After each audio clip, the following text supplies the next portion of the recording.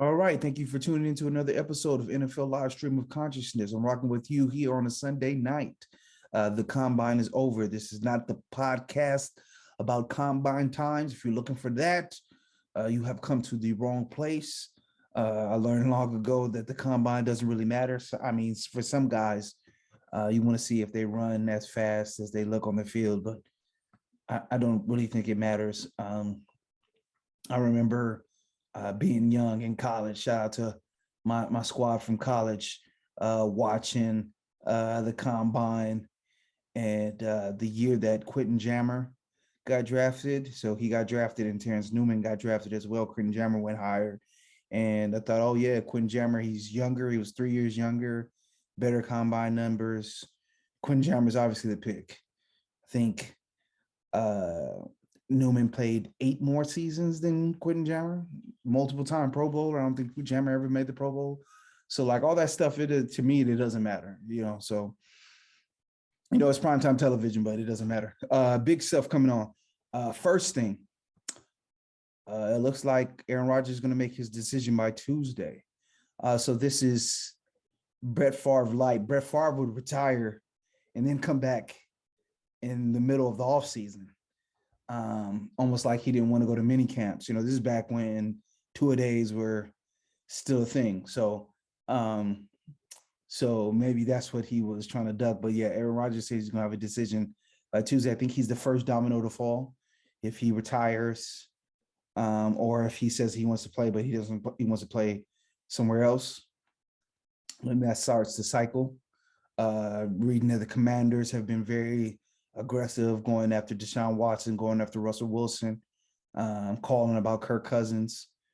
So I think that obviously Aaron Rodgers is the big dog.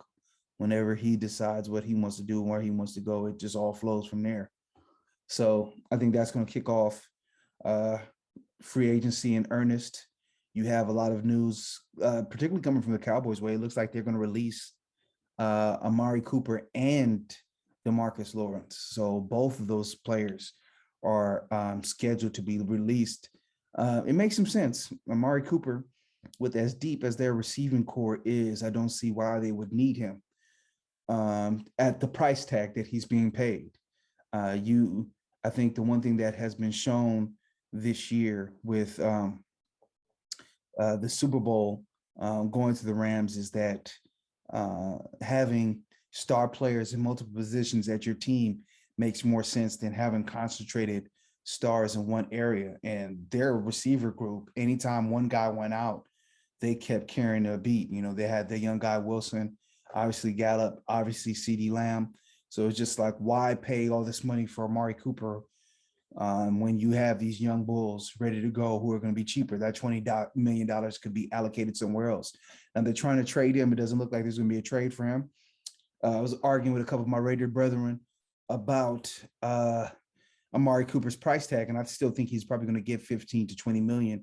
There's a lot of teams around the league. You have the Bears, you have the Jaguars, who have young quarterbacks who do not have elite weaponry.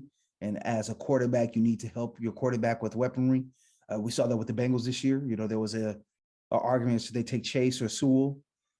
Chase or the offensive line, and they were able to get to the Super Bowl with this piss poor offensive line because they had elite weapons on the perimeter. So I think a lot of teams are going to follow that mold and that manuscript where, okay, I have a good quarterback, I need to get him weapons.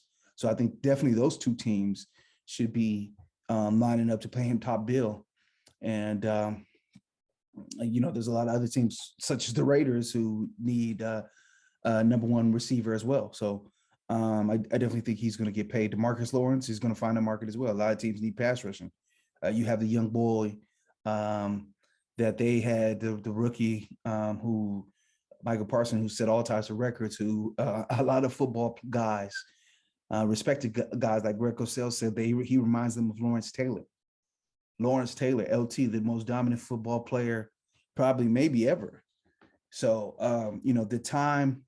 the few snaps that he had pass rushing, he looked like the best pass rusher in the league. So once again, the money that you're paying to Lawrence could be used to play other positions. I definitely think that their offensive line is aging, and it's going to have to be a super team in the sense that the way that they're going to win is that they have the best roster in the NFL, and it's the best by far. I thought they had the best roster this year, but obviously Dak isn't the type of player who rises, the level of your team. He has to be carried by the team. So what you have to do is make the team as good as possible to cover up for his fall. So another player I think that they probably need to move on from is Ezekiel Elliott. I'm not sure what the cap hit and the cap structure looks like, but if they can use these funds to maybe strengthen the offensive line so they can really have a dominant running game, use maybe some of this money in the secondary. So their back end is as strong as their front four, then they'll be cooking with oil. So we'll see what they end up doing. But those two names on the chopping block really stood out to me. Looks like the Giants are willing to trade Saquon Barkley, which makes sense. I don't think that you should ever draft a running back high when you're rebuilding as a team. So I heard he's on the block. I heard Christian McCaffrey might be on the block, which doesn't really make sense because the Panthers said they want to be a running team. I've heard the Panthers are interested in Mitchell Trubisky. They're just a mess over there. They're just a complete mess. Lamar Jackson. I don't understand what he's doing. A quarterback of his style of play, when he's, this running quarterback, that is his game. You're one hit away. Every play, one hit away from being out for the season. One hit away from your career completely changing, like Robert Griffin.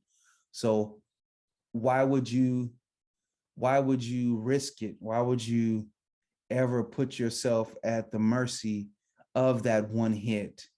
Why would you not sign the long-term contract now? There's rumors that the TV contract is going to triple. So why not sign something right now that's short, sign it for 2-3 years, lock the money in. If you want to go back into the market like Dak did, do that. But, playing, a player of his caliber, playing with his future doesn't really make sense to me. He doesn't have an agent. I think him and his mom are the ones that are handling his business. So it just doesn't make sense to me. Why would you wait when you're the type of player he is, where you take these hits, especially after the season that he's had where he was hurt multiple times? One hit can change everything. That TJ Watt hit to Cam Newton's shoulder changed his whole career trajectory. It's just RG3 that when he got blew up on the sideline tore his ACL, that changed his whole career trajectory. I just don't know why you would wait. Like, he's not getting good advice wherever he's getting it. And I know players want to keep that 5%, but sometimes it's good to have an agent so you can focus on what you need to focus on and then let them handle it. There's a reason why, like, time is a valuable commodity and you're paying them for your time. And it's a lot of money, but he said in this interview that he did on the shop that he wants to be a billionaire. So if you want to be a billionaire, you want to triage your NFL success to, business success outwardly. I don't think there's going to be $1 billion quarterbacks, or even if you are a $1 billion paid quarterback, after you pay taxes, you're not a billionaire anymore. But if you're trying to triage, you need to, conserve your time, conserve your energy, conserve your bandwidth, and you're wasting time on a contract when you're going to give what 5%, 4%. You can negotiate it down. You can hire a lawyer on a retainer just to handle your contract, and you can pay them less than that 5%. So I don't understand. It doesn't make sense to me. So yeah, things going to get started by in earnest here pretty soon. So I'm excited to see it. Decided for the NFL off-season shenanigans to begin. All right, game is a game. So what's up, man? What's up with you otherwise, The game is a game. Always.